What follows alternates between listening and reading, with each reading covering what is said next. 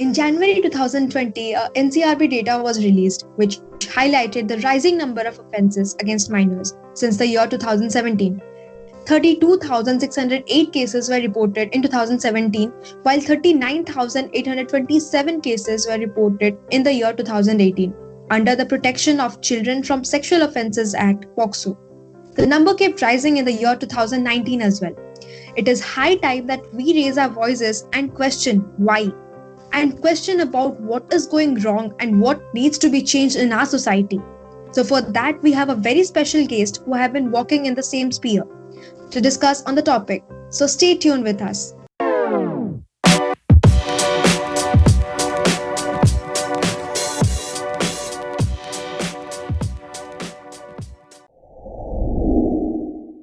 So, the guest we have among us today is the founder of the organization Utsa Foundation Trust, Ms. Shalu Gupta. So, let's welcome her on board and let's know from her about what Utsa Foundation Trust is all about. Hi everyone, thank you for bringing me to this podcast. Utsa Foundation Trust is a not-for-profit organization that was registered in Odisha in the year 2018. We currently work to curb the cases of child sexual abuse by providing sensitization workshops to children and adults. Alongside that, we also work to provide workshops on menstrual hygiene and its practices. Hello ma'am. So as you said that Utsa Foundation Trust works for educating children and adults about child sexual abuse and things like that. So have Utsa Foundation yet came across any minors who have been sexually abused?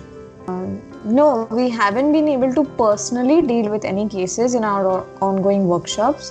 However, we have met few minors in childcare institutes who have been abused but are undergoing therapy and are currently in a safe environment. India is the second highest populated country, but yet people hesitate to talk about sex in our country. Why is it so? What do you think has led to this? That's a very relevant question. I think sex education has always been a taboo. It's always been a hush-hush thing, as there is a lot of misunderstanding around it. There was always a belief that if you talk about it openly, then people or children or adults will commit to doing it. Like elders don't discuss it with their children thinking they are too young to understand, but they don't realize that if they do not teach their children, someone else will, as there is so much content on the internet and otherwise. And that's the reason I feel that people still continue to hesitate to talk about sex even today. So ma'am, when we talk about rapes, it happens on both the genders. But mostly we talk about the female gender. We don't talk about the rapes happening to the minor boy or an adult. So why this thing is being brushed off the carpet and not talked about? I believe that it's unfair, but it's a harsh truth that a lot of cases on minor boys are not reported. And even though there is a high rate of boys being abused and sexually abused for that matter, again stereotyping society comes into a role here where boys aren't allowed to share their feelings, show themselves as a victim, not allowed to cry. So any boy, be it minor or not, even if he knows what's happening to him is wrong, will not be able to express it openly for the sole reason that people will consider him weak and fragile and will not understand or accept him. It is the sad truth that if any child is abused, 99% of the time the child feels that he or she is at fault. And this is so not true. And the fact that we have gender roles of the society comes into play here, where boys and men have to show themselves as macho, as bold, as brave, as someone who can't cry, as someone who can't be weak, as someone who can't be victims. And that's why a lot of these cases are brushed under the carpet, and it's definitely not justified. I totally agree with you, ma'am, because the impact of molestation or rape or abuse on a child is similar in both the cases, irrespective of the gender. So, I would like to ask you that these days we are seeing a high increase in the number of cases on the juvenile rapists, as I talk about. So, what do you think has led to this possibility? That's a very relevant question, but I think it's so complicated that there's no one correct answer. And the answer that I may give also may not apply because it's just an assumption, because we deal with cases, so we can just pick factors. Again, I feel socialization plays a big role here. You may, any individual, any child will learn a lot from their surroundings and from the people they are associated with. So if children get exposed to a lot of unhealthy things like drugs, alcohol, gangs, guns, all these act like catalysts to them. And I'm not going to say any child is wrong here. Children are not wrong, but they're just badly influenced if they commit such crimes. They might do it to understand what this is, or do it out of curiosity, or would have seen someone do it, or have role models teach them, or train them to do this. And they may get confidence after they do some small crimes. It can come out of anger or resentment, like if some girl did not approve of him and he can do it out of anger. In both gender cases, it can play out in any way, and it does come out to exposure and socialization. So, like we have came across a term called sex education. Like whenever some rape happens, some cases get highlighted, we say that sex education should be included in our education system or our society. So, how do you think that this can be successfully implemented? Yeah, I think sex education is and currently the only possible solution that is there to curb such cases. Definitely, and I feel many organizations have already helped a lot of government institutions to introduce these mechanisms in schools. For example, like NCERT books have printed the Childline Helpline number 1098 on their books, and the Maharashtra government has adopted the e-learning platform from the organization Arpan in their digital webpage, where teachers can help children understand what personal safety is. Other than that, I feel teachers and staff can be trained to conduct workshops on preventions every 6 months for their students. Secondly, there can be a school committee completely focused on this aspect and see to it that cases that children report are reported to the government and reported to the commission in charge. Also, children can be asked to take a pledge on the World Day for Prevention of Child Abuse, which is celebrated on November 19th. All this will lead to better awareness, better prevention mechanisms, and better systematic changes that can curb such abuses or at least reduce them. Ma'am, as you said that few organizations are already taking up the sexual education platforms, or like are taking help of other organizations who are gonna educate their children. But we have also seen that the sex education in schools, like probably in my school, it was such that we were imparted sex education for a day only. A session was conducted for us, but girls were imparted a different session, and the boys were imparted a different session.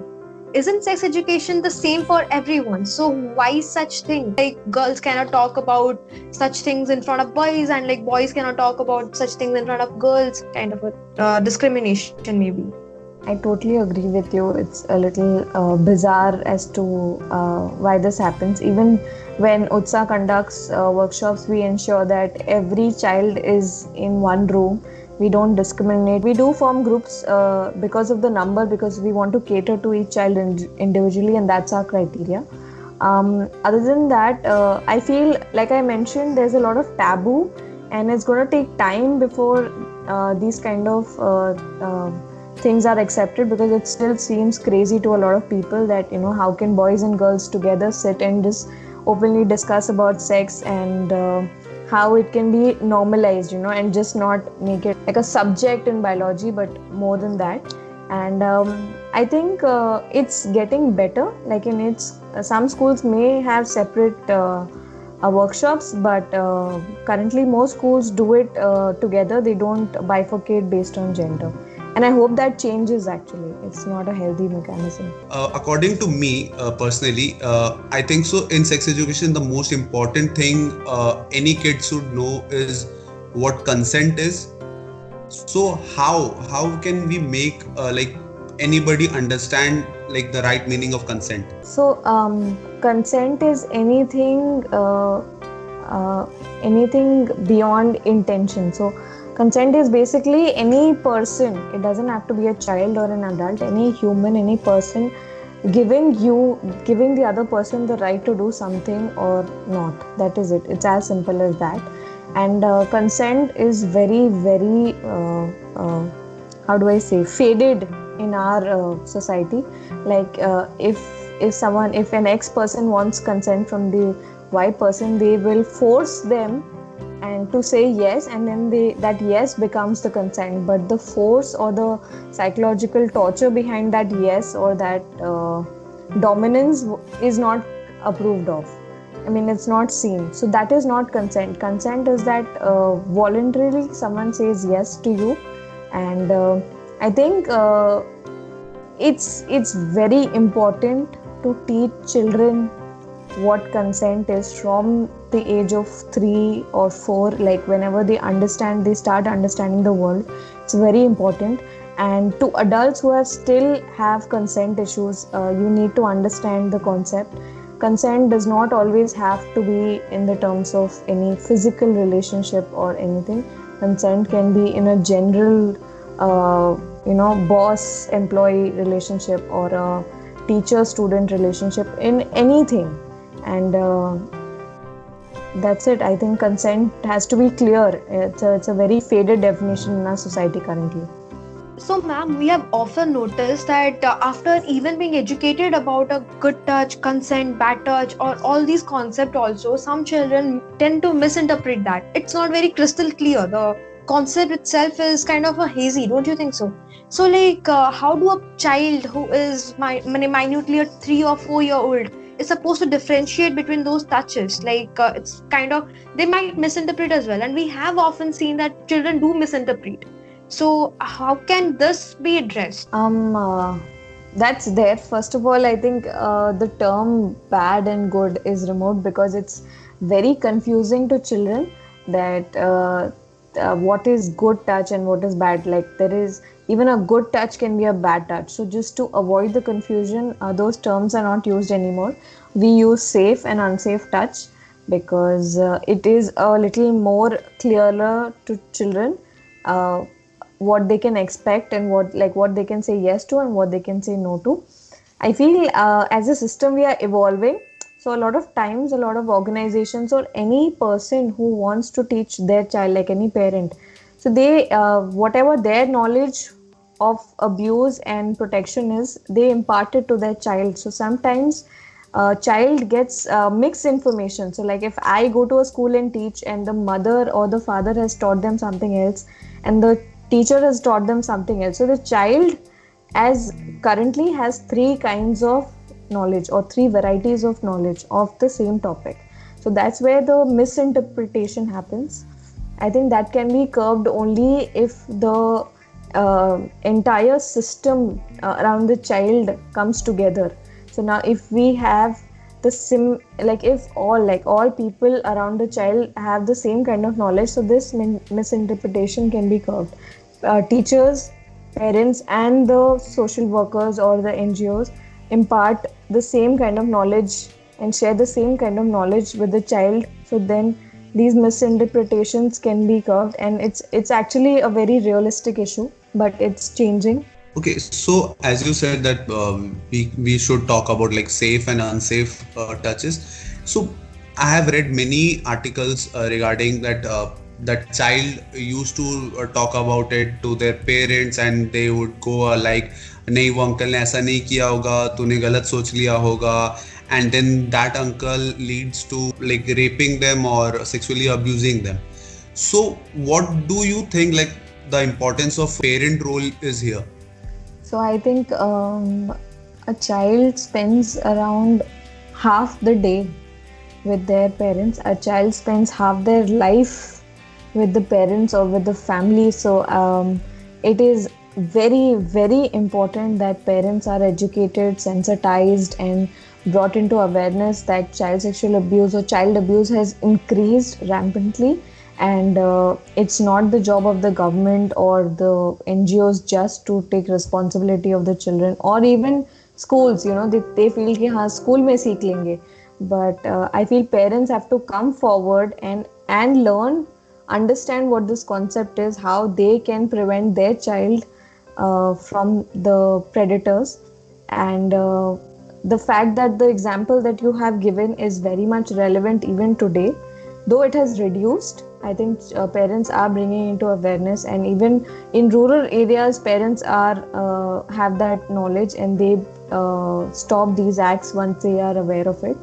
But generally there's a lot of fear that society will not accept them. There's a lot of fear that they will not be able to protect their child, or there is a fear that so if there's a person, like there's some relative who has committed this crime, so they have a lot of attachment issues, or they have a lot of boundaries drawn. So then they think that, okay, I can not control the adult, but I can hush my child.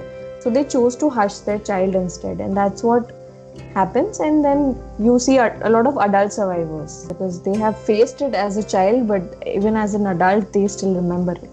Yes, ma'am. Actually, the scar, I think that is like deep dug. Ma'am, in India, when we talk about sex education in late 2000s, India started introducing sex education in our education system, but there were many constants. The most highlighted constant was ये हमारे culture में नहीं है. This has came from Western side, and we shouldn't talk about it. And this was happening.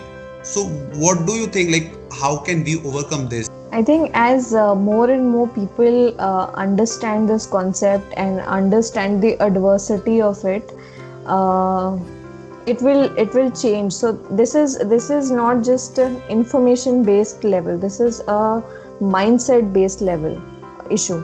So I think it will take a lot of time for them to understand that it is just not a Western Indian problem. It is a problem of the entire world. It's a problem of humanity as a whole. And just putting this Indian Western factor to it is just it's demeaning, or it's reducing the impact that this can create in this world. And it will only change through awareness. It will only change through advocacy. It will only change when a lot of us, like the majority of us, lack the knowledge, and there's very few of us who are who have this knowledge of how to safeguard children, or that sexual abuse is a big thing, and we should work towards it. So when the majority shifts on this side of the court, I think that we will be able to handle such criticisms or such taboo oriented statements in time. So, ma'am, another topic that is actually considered a taboo in our country, but even after being a normal procedure, a human body procedure that no one has control over, that is considered a taboo. And I guess everyone must have guessed what I'm going to talk about. That is menstrual hygiene. We can go purchase alcohol or wine or whatever from a shop in just a fancy packet, but we are supposed to get a sanitary napkin wrapped in a black color ka polythene or a newspaper. Why is it so? So menstrual hygiene has been a taboo since I was born. I feel like I have seen my mother, my elder sister facing the pain, but they never shared it. Like I said, this is also another hush-hush concept that has been going on for years. The taboo is so strong that women are not allowed to sleep or eat or bathe in their houses. They can't touch anyone. They are completely detached from the house for days. And I feel this can only and only change when we take this awareness and take this confidence that that we need to break this taboo, and we just do not spread it in urban areas. I feel a lot of it has to be done in rural areas as well. Or another way to curb this or to reduce this is as we individuals, be it a guy or a girl, we question the taboos. Like we question any girl questions ki why can't I go to the temple? Why can't I enter the kitchen? why can't I touch the pickle, or why can't I just sleep next to you, what's the harm, and why can't I touch you, or why can't I open my cupboard. You start questioning. So if you question, then they question. And again, it's a mindset game. So if you question the mindset, that's when the mindset will change. And it starts from you and me today. And it doesn't have to just be the responsibility of the girls who are facing. I think boys and young boys should encourage their friends to, or they should go buy sanitary napkins for them, or they should openly talk about it, or help girls when they are, help your girlfriends when they are in periods, and just tell them, are you okay, do you want water? So as we in our daily life make it normal, that's when all this taboo will just go away. Unless we do not make it normal, it will not go away. Like we celebrate Raja in Odisha, and there is a celebration called Pedamanishi Pandaga, if I am pronouncing is correct, in Andhra Pradesh and Telangana, regarding this, like their first menstruation or like whole menstruation thing. We worship them, but at the end of the day, we let them sleep in a particular room, which is after their menstruation ends, that is purified. So why certain things happen? Like we celebrate it, and then we mostly demean that thing. So I think the logic behind the celebration is that any girl has reached her womanhood. So that bit is celebrated, that the fact that any girl can now become a mother, that fact is celebrated. And again, with all the stereotyping and the negative thoughts around menstrual hygiene and how it's unhygienic and how a lot of negative energy is drawn towards the woman when she's chumming and having her periods. So that's when the other part of it comes, when we shush and move away the girl into a separate room and practice all these unhygienic ways of discrimination towards her.